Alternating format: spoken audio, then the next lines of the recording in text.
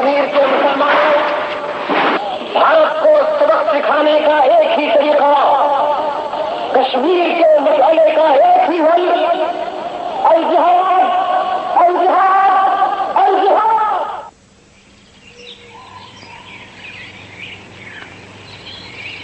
According to Hindu mythology, the valley of Kashmir was created out of the efforts of Kashyap Rishi. For a long time it is known as Kashyap Mor, which means literally the place of Kashyap, which then later evolved into the word Kashmir. Kashmir stands apart for its outstanding contributions to religion, philosophy, the arts, and literature, not to speak of the spiritual grace that it bountifully offered to its inhabitants.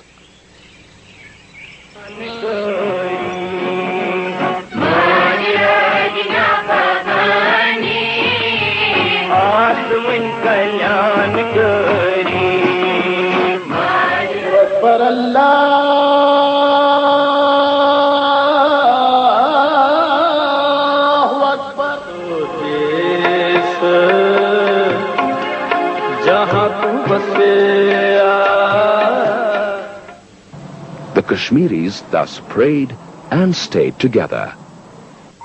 They lived in peace with compassion, sharing their common legacy. Then, specially trained mullahs started working in mosques as well as at private residences to brainwash and indoctrinate young Kashmiri Muslim boys, largely semi-literate, into a fanatical creed, devoid of all basic human values, rationality, and reason.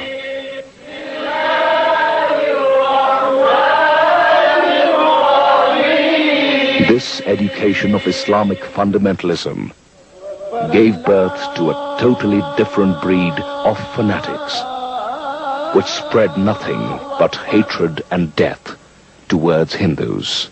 Allahu Akbar, Allahu Akbar. The militants were born. Eyes which had love for each other developed hatred. Faces which used to shine with open affection are covered by masks now. A new era began in the valley, an era of terrorism. Pakistan worked hard, and the Jamaat-e-Islami moved from strength to strength. This coincided with the direct extortions made upon the Kashmiri Muslims by the Pakistani media, including the speeches of the then Prime Minister Benazir Bhutto.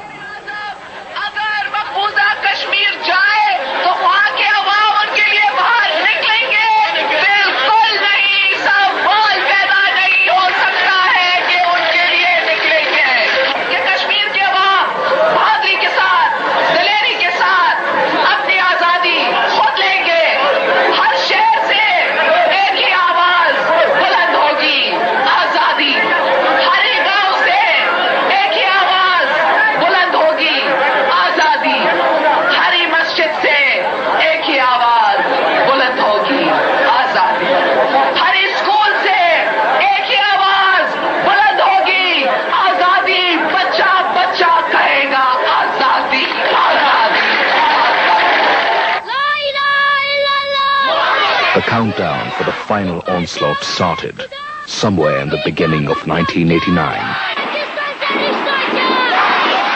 Bomb blasts, destruction of government property became a regular affair.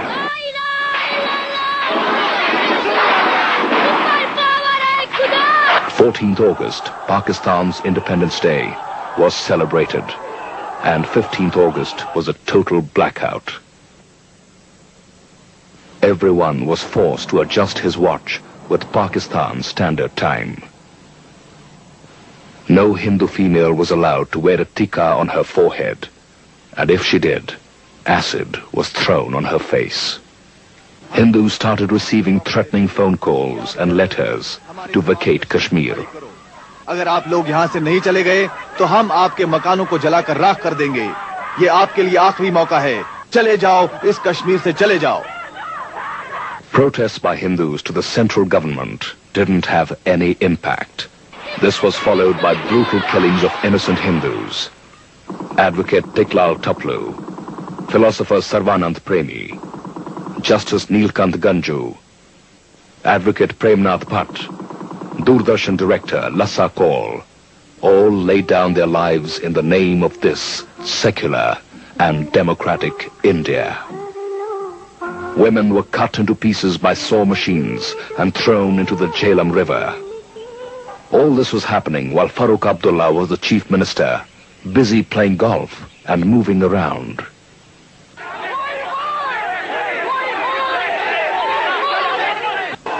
This was happening even when Governor Jagmohan sent report after report seeking the attention of the government, but chose not to see what was happening under its very nose. Dr. Rubia Sayed, daughter of the then Home Minister of India, was kidnapped by militants. The government of India promptly bowed before the kidnappers by releasing 5 hardcore terrorists who were also responsible for the cold-blooded murder of many innocent lives in exchange for the precious life of the Home Minister's daughter.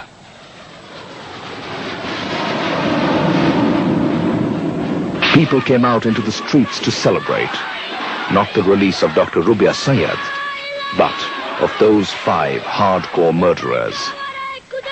Hindus were forced out of their homes to join and shout anti-India slogans and lead the procession, so that if the security forces fired, Hindus would face the bullets. And it did happen. Many Hindus died that day in the cross-firing. Criminals became heroes overnight. History repeated itself when Nahida Imtiaz, daughter of Saifuddin Soz, Member of Parliament, was kidnapped. Militants were released once again.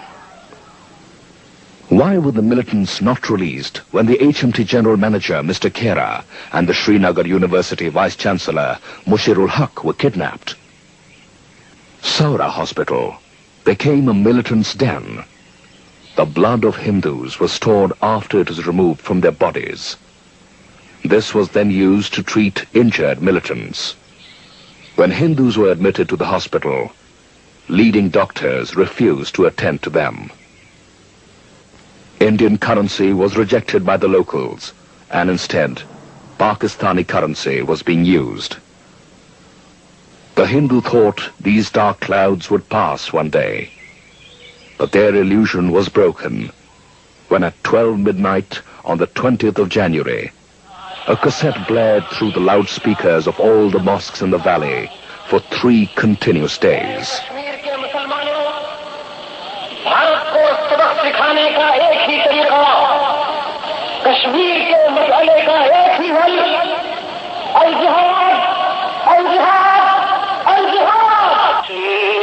The Hindus were shattered. Young girls committed suicide out of fear of being raped and then cut to pieces. Some took poison, some jumped from the top floors of their houses. Screams and shouts of agony were heard from Hindu homes throughout the valley. In order to safeguard their dignity and prestige, nearly 250,000 Hindus left behind everything they had and came to take refuge in the feet of Mother India. Secular and democratic Mother India.